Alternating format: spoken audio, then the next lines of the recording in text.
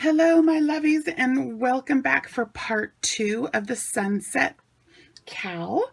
And I have now finished repeating long enough that I have gotten 18 inches wide. She's really big now. She doesn't even want to fit on camera all the way.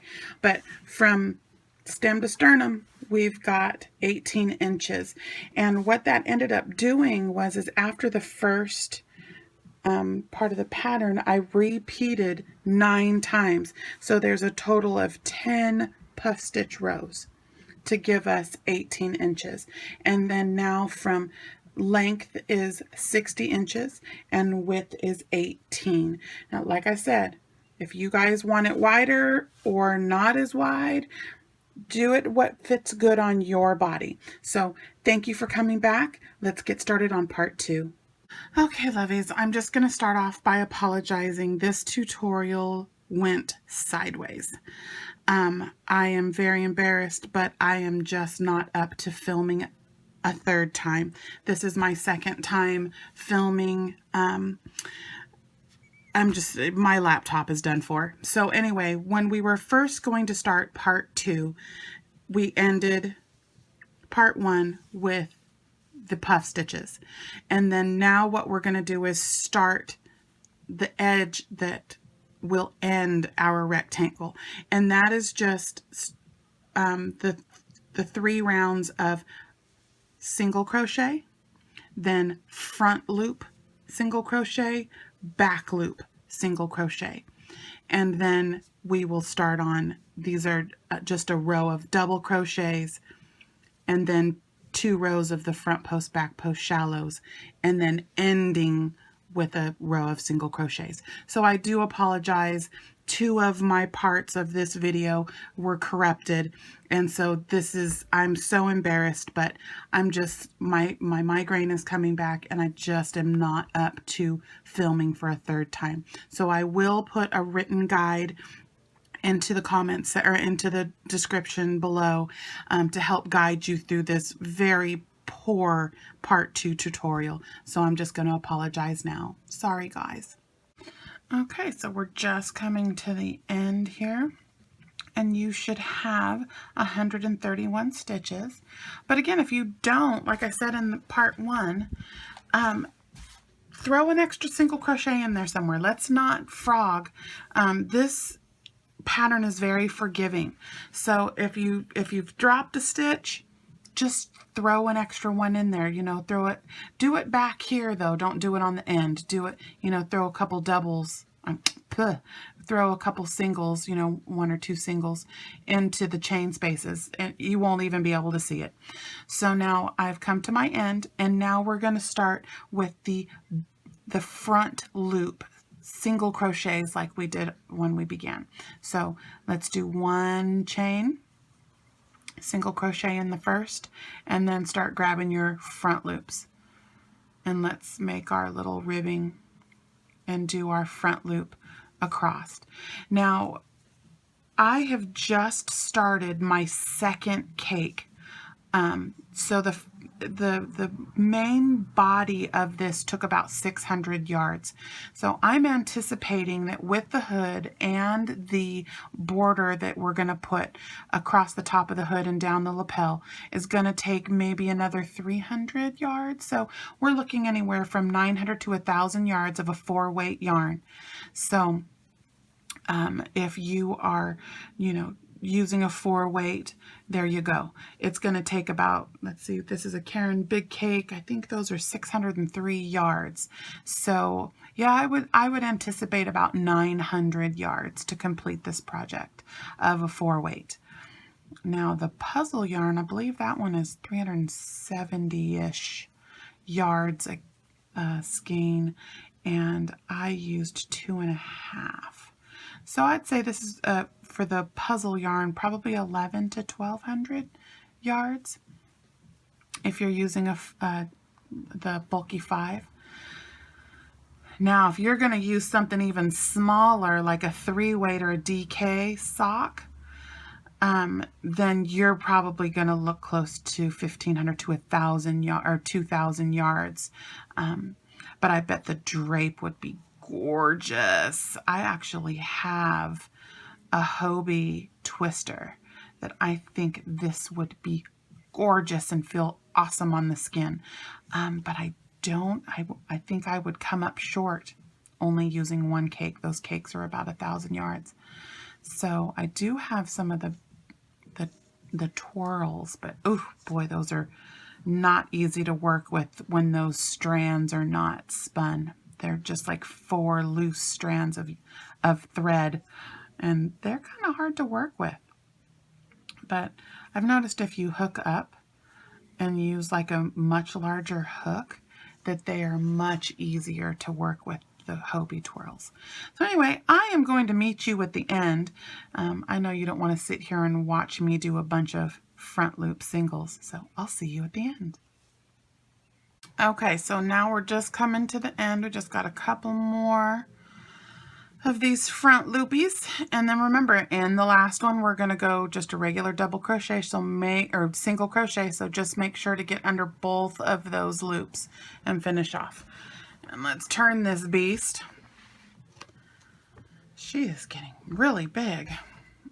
Okay, and now, in keeping in consistency with the pattern, now we will do the back loop singles. So do your chain 1 and single crochet in the first, and then now let's grab those back loops, and we're going to do back loops all the way across.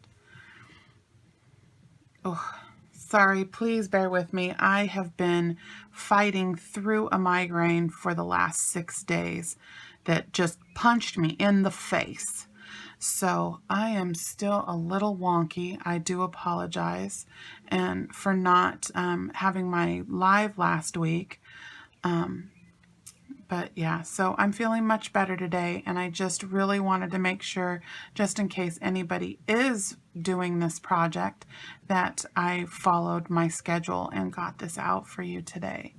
So keep on keeping on with all of these back loops, making the parallel to go across, and I'll meet you back. Okay, now we are coming to the end of the back loop row.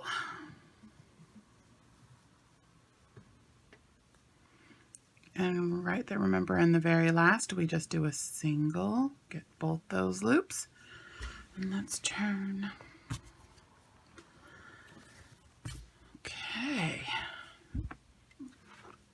Now we are ready for, I call this the setup row. So we want to set up to get our shallow front loop back loops, because if we just went into these singles, it pulls too much. I didn't like it, so I ripped it out and started over. So what we need to do to get us set up for our shallow front loop back loop is do a row of double crochets. So let's just chain 1, get our double in our very first stitch, and then let's just pop some doubles in all the way across. Easy breezy, simple, simple, just double crochets in every stitch. 131 stitches. So again, this is another way to check if, if the last round, you checked and you didn't have 130 stitches, you could pop in an extra double crochet to get back up to your number. Haven't quite figured out where I'm losing a stitch every once in a while. I don't know if, again, it's that mindless, I hate to say my pattern is mindless, but I really want something that didn't take a lot of thought, that I could just sit and crochet, because I'm doing a lot of projects right now that take a lot of counting and watching and being careful, because if you mess up one stitch, it throws off the whole pattern. So I just wanted something that I could just sit and crochet, and here you have her. Where it was very forgiving, if you add a stitch or take away a stitch, that you could easily, throw an extra stitch in there and not have it, you can't even tell. So the rectangle is just so simple that, you can just add or delete a stitch here and there if you need to. I'm currently participating in the Christmas in July fairies and was blown away. I had no idea of how big our fiber family is on YouTube. Wow. I think to date we're up to almost 100 fairies that are participating in this giveaway. And just if you would like to be a part of it, please do so. You know, whether or not you have content, if you're a crochet channel or a knit channel, or you dye, or you have, you know, some kind of a fiber art content channel, go be a fairy. Go check out Dana Wonderlust Crochet, and or look up hashtag Christmas in July fairies and check us out. If you would like to participate in the actual giveaway, you go to these videos and you watch them.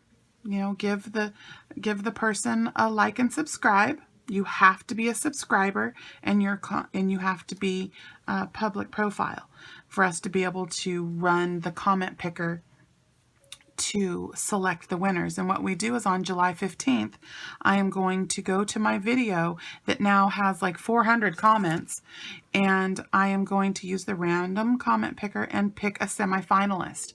My semifinalist is going to get a little treat from me.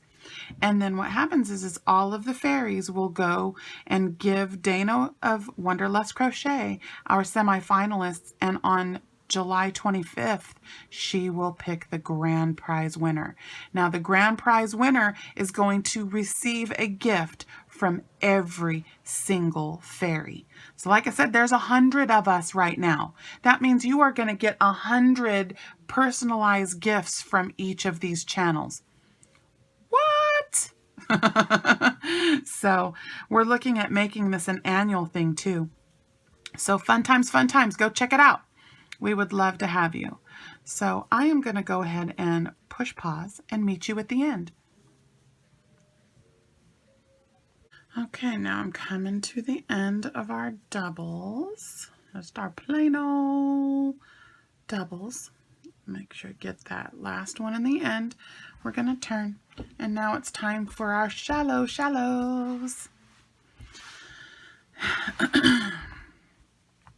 All right. So now we are on the front side of our work, if you're keeping track. And we're going to do some shallow front post, back post. So let's start off with our single and just throw our normal edge double in there. So our double crochet. And now to just recap, let's do this again. Sorry, this yarn is it's dark, so it's a little hard to see, but we're going to take, you see that front one, or the first one, we're going to take that and do a front post shallow. Hopefully you're comfortable with these stitches by now, since we've done so many of them. So here we go. Front post, back post.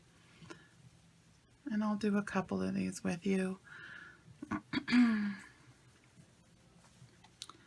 This is actually my second time making this video. I had it all ready.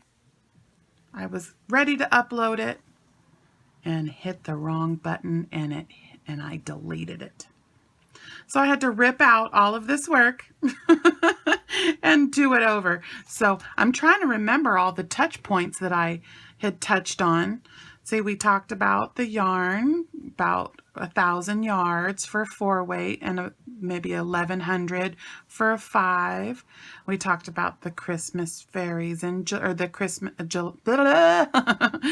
Christmas in July fairies. I am also doing another big push for Not Hate for Lion Brand. Shira just let us know today that they barely have 5,000 hats. I don't even understand that. Doesn't even sound correct to me. So I have to go back and look. I think she may have misspoke. But we're trying to do 100,000 hats.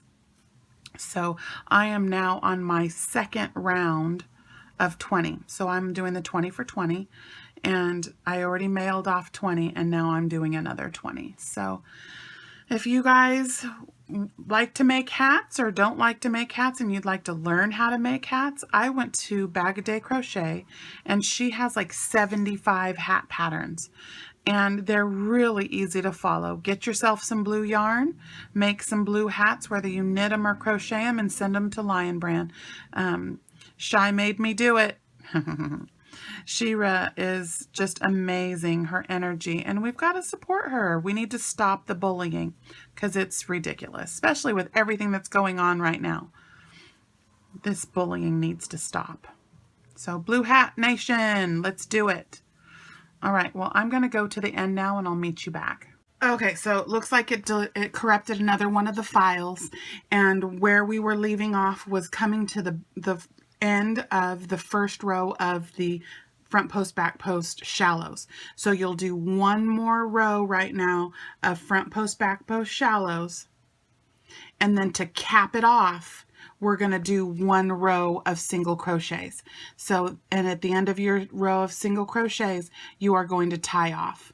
Again, I just apologize from the bottom of my heart that this is such a horrible tutorial. I am absolutely embarrassed, but I got to get it out there. Thanks, guys. All right, so now we have finished our last row of single crochet and tied off, and I am now putting the project in half. Just line it up here, and you can count this off, or you can just do what I'm doing. I just take it, and I'm finding that center stitch. And now I did a thing. I made stitch markers, a whole bunch of them. So let's grab a couple stitch markers here. And I'm going to take one and put right in the center of the project. Okay. And again, if you want to count that off and be exactly precise, go ahead. But I just folded it in half and took that stitch that was right in the crease. Okay. Let's grab two more stitch markers. I'm in this local crafting group called In Between Stitches, and the other day I just couldn't crochet. My migraine was coming on, and so I had these beautiful glass beads, and I got some of the little lever back hooks. Thank you, Miss Granny D. And so I made some stitch markers.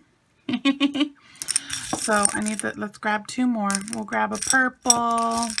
I don't like that little green one. Okay, we'll put those over there. So now what we're going to do is from the center stitch marker, we're going to count 15 stitches to the right. Okay, so don't count the one that the stitch marker's in, because that's our center stitch. We want to count 15. So 1, 2, 3, 4, 5, 6, 7, 8, 9, 10, 11, 12, 13, 14, 15. And in that 15th stitch, let's throw in a stitch marker. Right there. Okay, then go back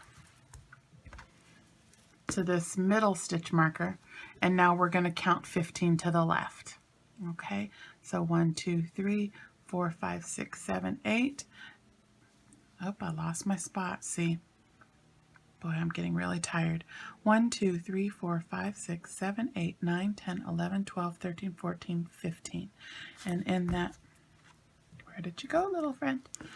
In that 15th stitch, we are going to go ahead and throw a stitch marker. So now between the two end stitch markers should be 31 stitches, and that will keep our pattern in balance.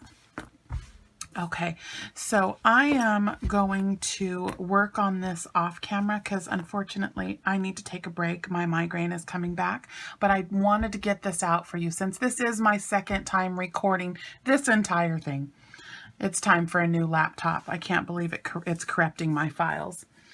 So anyway, what we're going to do is right here in your first stitch marker, you are going to slip stitch in with your yarn that we've already been using and do a single crochet right into that same chain one, and then a single crochet into that.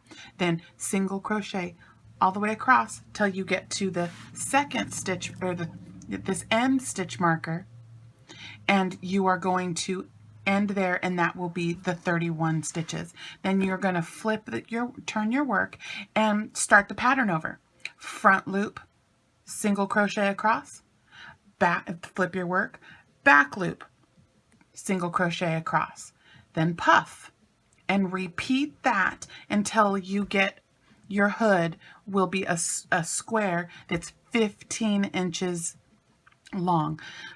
So 30 inches, 30 inches, 31 stitches from left to right, and then you want to keep repeating our normal pattern until you're 15 inches long. Okay, and then I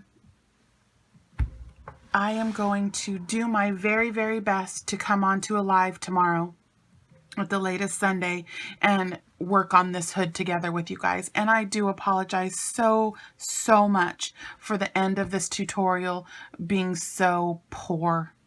But I'm just not up to recording a second round of this. So hopefully part 3 will be much better. I'm going to see if I can use my son's iPad instead of my laptop. My laptop it's done for. So again, thank you, my lovies, so much for participating, and I really look forward to next Friday and for part 3 and for tomorrow and having a live. Thank you. Bye.